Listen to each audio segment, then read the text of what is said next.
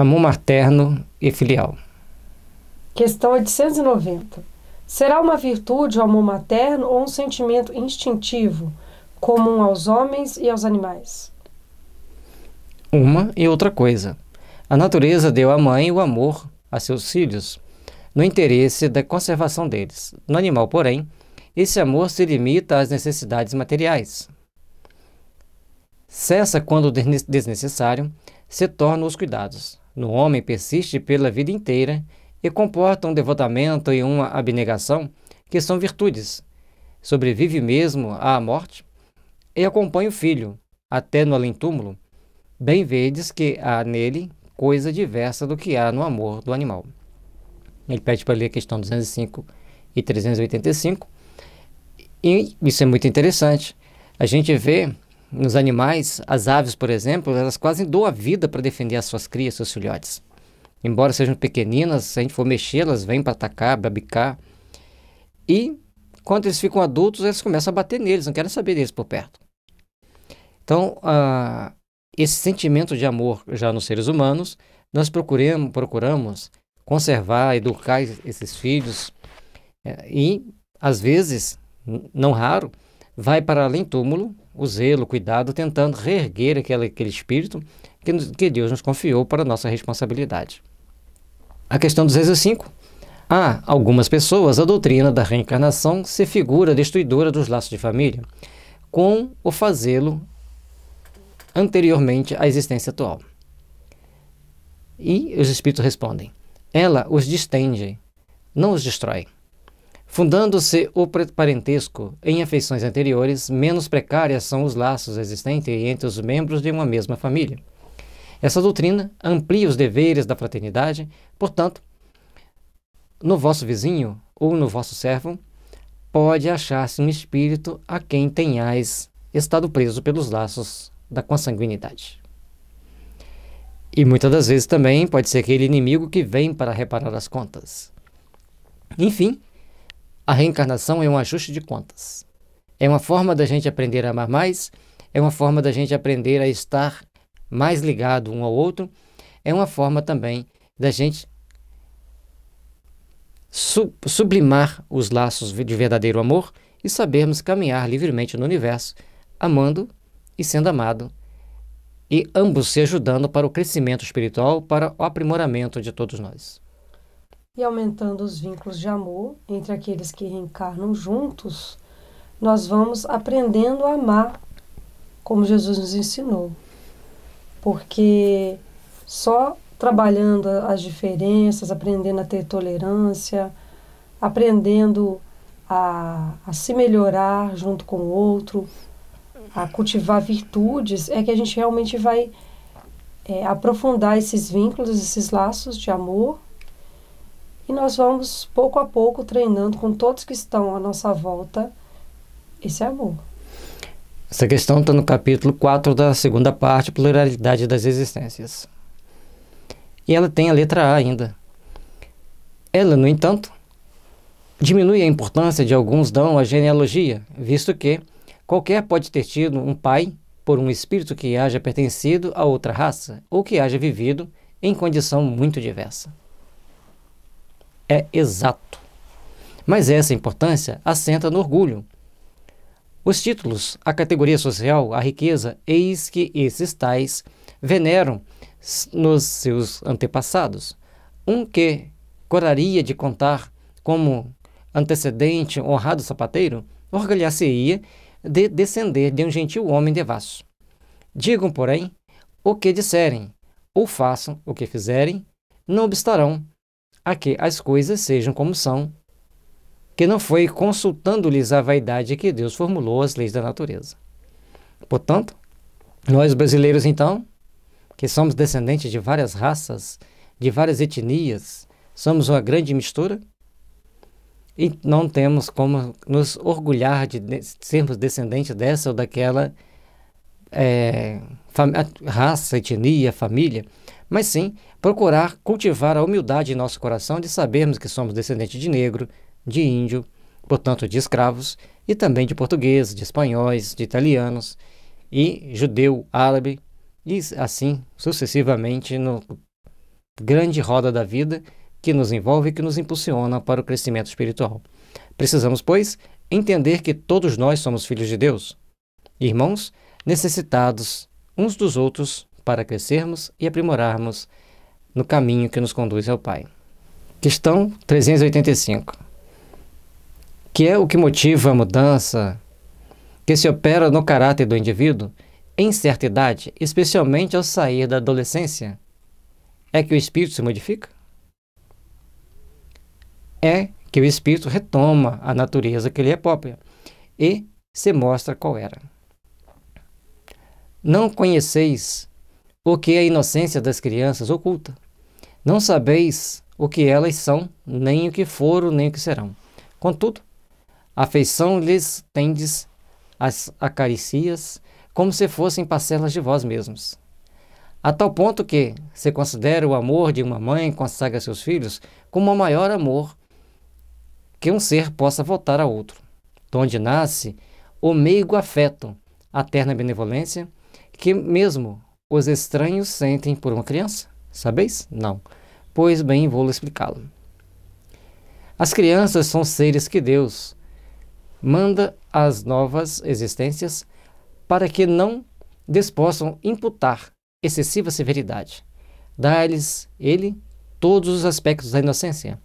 Ainda quando se trata de uma criança de maus pendores, cobrem-se-lhe as más ações com a capa da inconsciência. Essa inocência não constitui superioridade real em relação ao que eram antes, não. É a imagem do que deveriam ser e, se não o são, o consequente castigo exclusivamente sobre elas recai. A questão é maior, vai ter mais dados para que as pessoas possam fazer o estudo, também está na parte 2ª do capítulo 4, pluralidade das existências. É importante nós entendermos aqui também que o jovem, de acordo com as doenças que os pais tiveram, ele terá determinados temperamentos. O jovem, se for bem cuidado com as terapias naturais, na adolescência terá também temperamentos diferentes e vão chegar na vida adulta com temperamentos diferentes. O grande problema é que nós, muitas das vezes, os intoxicamos ainda mais, ao invés de procurar harmonizá-los, tratá-los. Lembrando que, na Revista Espírita, inclusive numa das revistas espíritas, Kardec pergunta para o Dr. Moore sobre homeopatia e ele responde que a homeopatia é uma das teorias dos fluidos latentes que ajudarão a humanidade a evoluir mais rápido. Portanto, nós temos que procurar entendê-las, não só a homeopatia, mas outras também terapias naturais, que vão nos impulsionar. À medida que a gente trata nossas doenças crônicas, que a gente diminui as nossas doenças crônicas, nós adquirimos mais equilíbrio espiritual, mais equilíbrio emocional. Isso é importante nós entendermos e tem pessoas que gostam da homeopatia, tem pessoas que não gostam. A informação está lá na Revista Espírita. Questão 891. Estando em a natureza o amor materno, como que há mães que odeiam os filhos, e não raro desde a infância destes? Às vezes é uma prova que o espírito do filho escolheu, ou uma expiação, se aconteceu ter sido mau pai, ou mãe perversa, ou mau filho, noutra existência, conforme questão 392. Em todos os casos, a mãe má não pode deixar de ser animada por um mau espírito que procura criar embaraços ao filho, a fim de que sucumba na prova que buscou. Mas essa violação das leis da natureza não ficará impune e o espírito do filho será recompensado pelos obstáculos de que haja triunfado. Também podemos colocar mais uma situação. Podem ter sido os inimigos no passado e mantêm o mesmo sentimento de inimizade. E tem as más educações também da mulher, que não quer ser mãe, não quer cuidar do filho, não quer cuidar daqueles ali. Ou seja, vai ter um monte de dados que podem ocorrer, que dão um seminário. De vez em quando a gente fala de um seminário, né? Mas realmente podemos fazer um estudo longo sobre isso ali, falar várias possibilidades, porque existem várias possibilidades para que a mãe odeie o filho odeie a mãe, porque também tem o outro lado. A questão 392, que ele pede para a gente olhar, Porque perde o espírito encarnado a lembrança do seu passado. Não pode o homem nem deve saber tudo. Deus assim o quer em sua sabedoria. Sem o véu que lhe oculta certas coisas, ficaria ofuscado, como quem, sem transição, saísse do escuro para o claro. Esquecido do seu passado, ele é mais senhor de si. Deixe o passado passar. Mas o problema é que o passado berra e o futuro sussurra em nossas orelhas. Espirituais, é claro.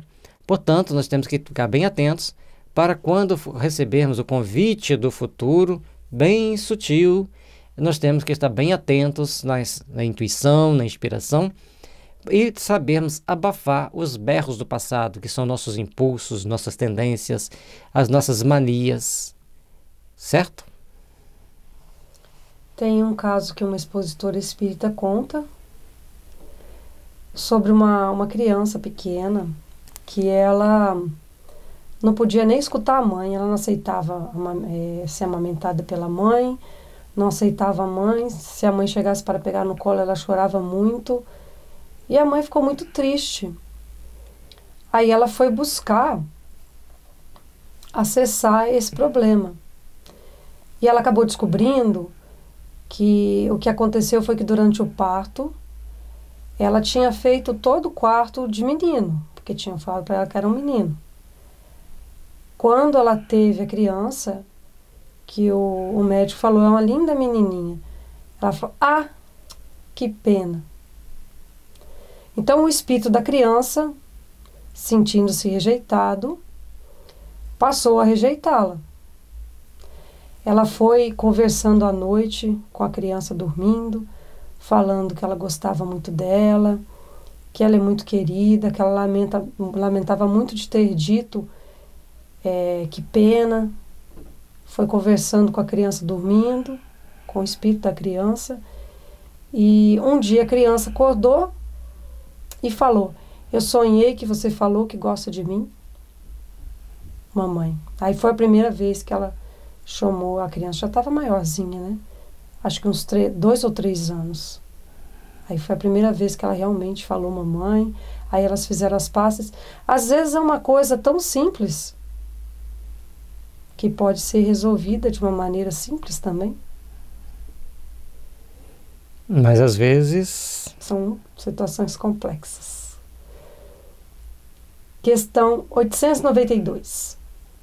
Quando os filhos causam desgostos aos pais, não tem esses desculpa para o fato de eles não dispensarem a ternura de que os fariam objeto em caso contrário?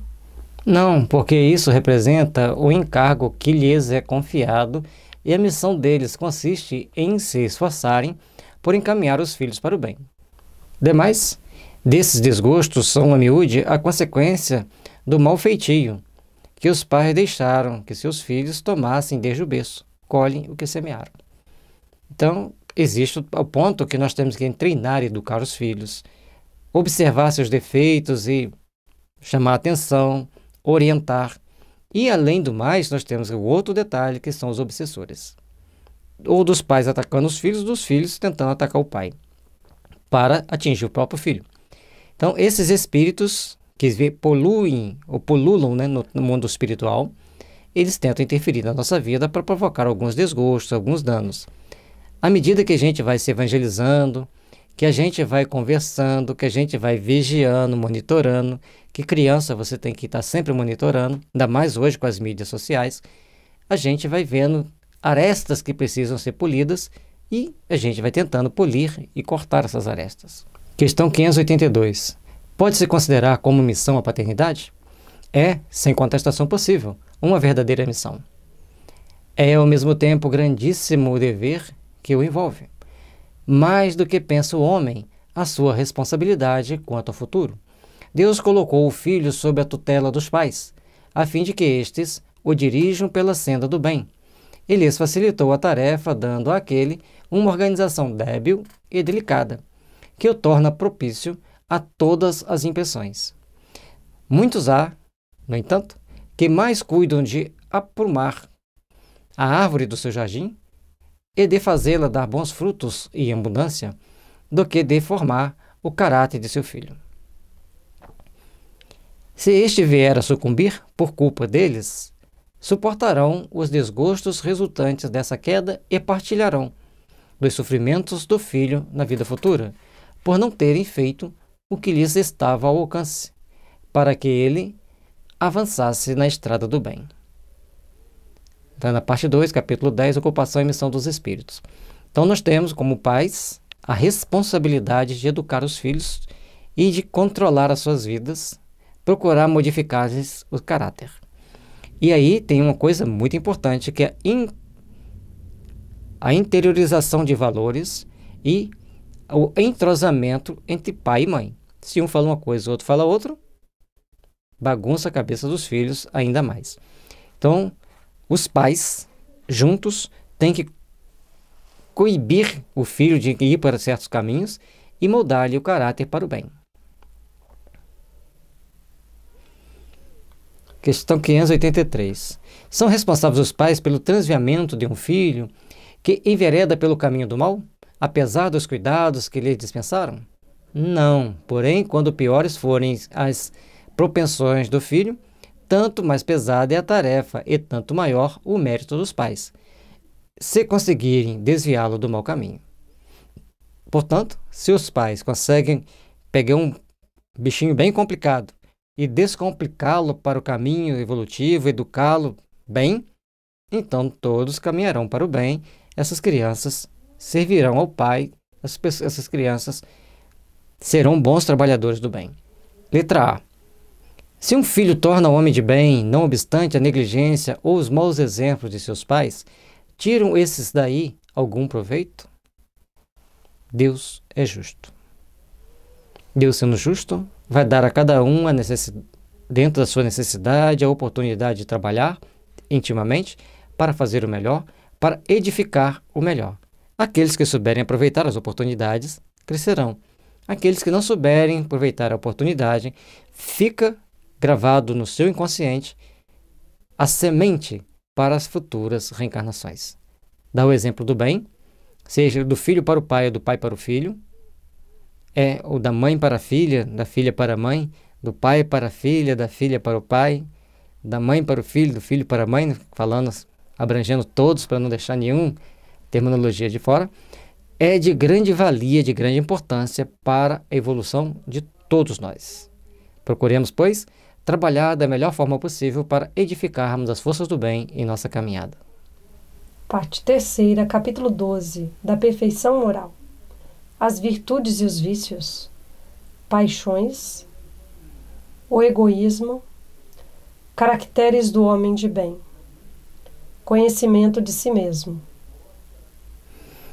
No site da FEB Editora você encontra este e muitos outros livros que irão abrilhantar seus conhecimentos para que facilite a sua caminhada aqui nessa existência. Paz e luz, que as bênçãos de Jesus estejam sempre nos iluminando e nos fortalecendo. Deixe seu like, se inscreva em nosso canal, nos ajude a divulgar a doutrina espírita. Que a paz e a luz do Cristo possam envolver os nossos lares.